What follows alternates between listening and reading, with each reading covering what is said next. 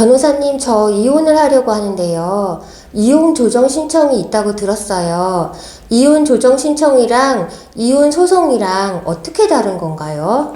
많은 분들이 조정과 소송을 헷갈려 하시는데요. 가장 큰 차이점은 합의에 있습니다. 이혼소송은 판사님이 법에 따라 잘잘못을 가리고 판결로 승패를 결정하는 것이고, 이혼조정은 법원을 통해 서로의 의견을 조율하고 원만한 합의를 이끌어내는 과정이죠. 당사자 간의 대화를 통해서 타협을 이끌어내는 것이 뭐다? 조정이다.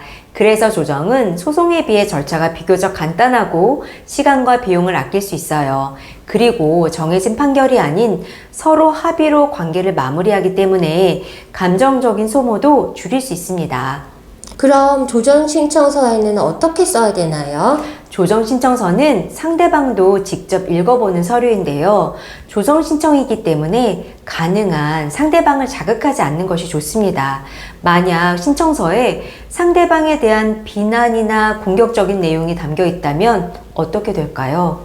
상대방도 감정이 상해서 우리를 공격하거나 아예 대화 자체를 거부해 버릴 수 있어요. 조정은 대화를 통해 원만히 관계를 정리하는 절차인데, 상대방이 대화를 거부하면 조정이 된다? 안 된다.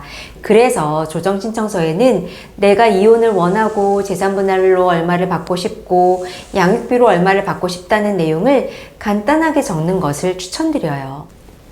그럼 조정 신청서에서 제가 진짜 하고 싶은 말, 억울한 이야기는 어떻게 해야 되나요?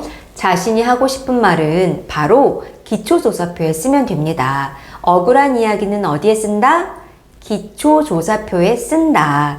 조정 신청을 법원에 제출하고 나면 며칠 뒤 법원에서 기초조사표를 작성해서 제출하라는 안내를 하는데요.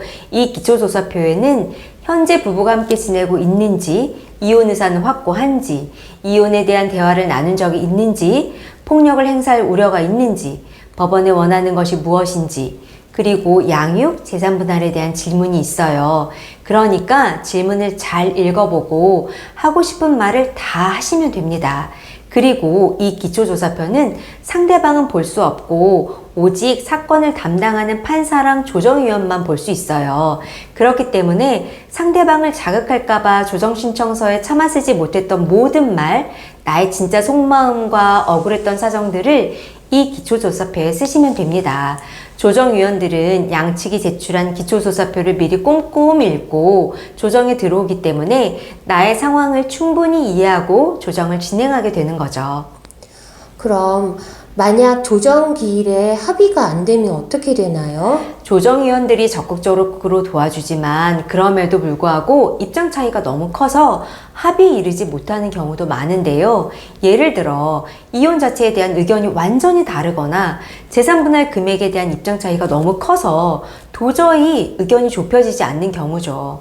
하지만 조정기일에 합의가 안 됐다고 해서 바로 포기할 필요는 없어요. 조금 더 생각할 시간이 필요하다면 판사님께 조정기일을 한 번 더 지정해달라고 요청할 수 있거든요. 실제로 제가 진행했던 사건 중에도 조정기일만 4번을 거쳐 합의에 이른 경우도 있습니다. 이렇게 노력했음에도 불구하고 합의가 안 되면 조정 불성립으로 결정이 됩니다. 그럼 모든 것이 끝난다? 아니다. 조정이 성립되지 않으면 사건은 자동으로 이혼소송 절차로 진행되는데요. 이때 소송 진행을 위한 인지대를 납부하면 별도로 소송을 제기할 필요 없이 바로 재판 절차가 시작됩니다.